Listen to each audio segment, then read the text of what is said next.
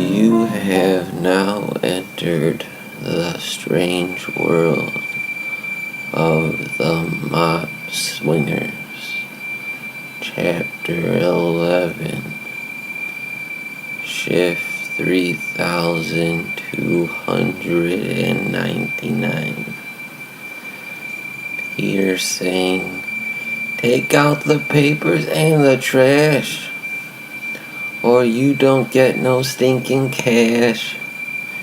If you don't clean that kitchen floor, you ain't gonna rock and roll no more. Finish cleaning up your room. Let's see that dust wipe with that broom. Get all that garbage out of sight, or you don't go out Friday night." Adam chimed in, "Yakety yak, don't talk back.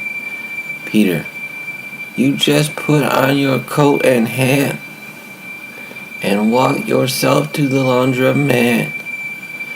And when you finish doing that, bring in the dog and put out the cat." Adam spun and tripped. Yakety yak, don't talk back.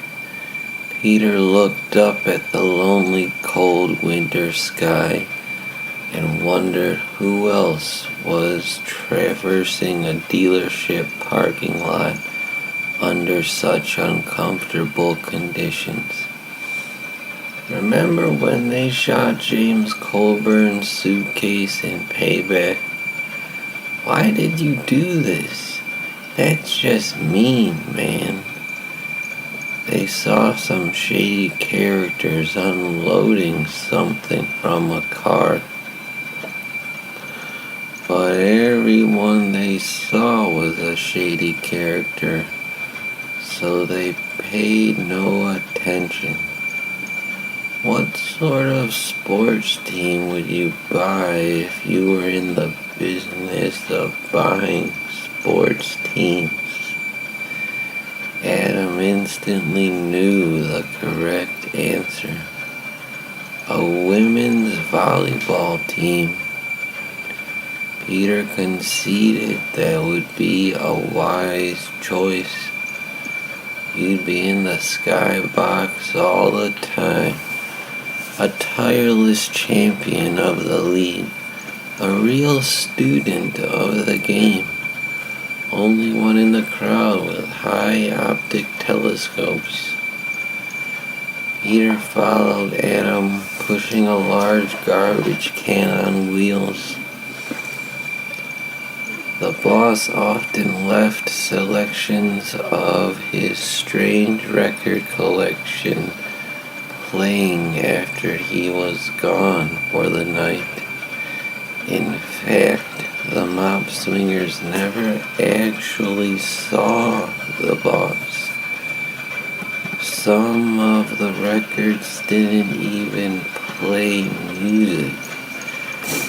They were just recordings of rich old guys making plans. One said, "I can tell you what the future will look like. A giant boot stomping on a human face." Adam didn't like the sound of that. On the same recording, another guy said, "We are going to take apart the human mind, then put it back together in our image. Our way is not the means, but the end. There will only be triumph in certain places. The rest of them will be destroyed." Every few hours, the voice of sheer doom seemed to pass through the overhead pipes. But Detroit was filled with noisy pipes. Everyone knew that. I guess the writer was smart in how he flipped the cop tropes on their heads in 7.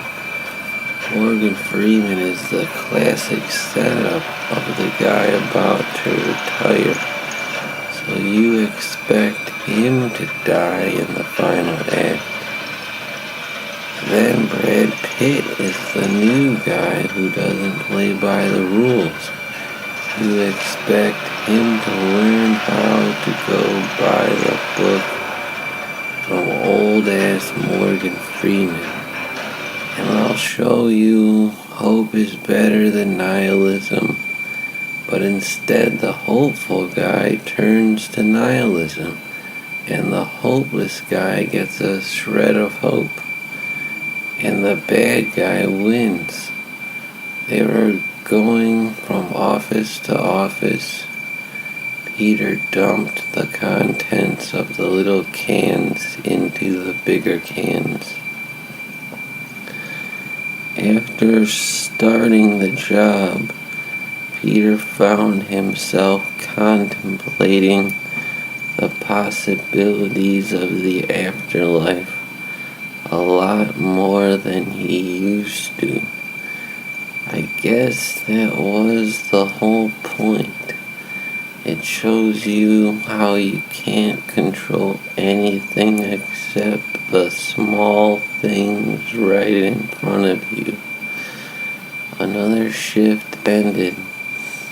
Peter and Adam were putting the equipment back in the trunk.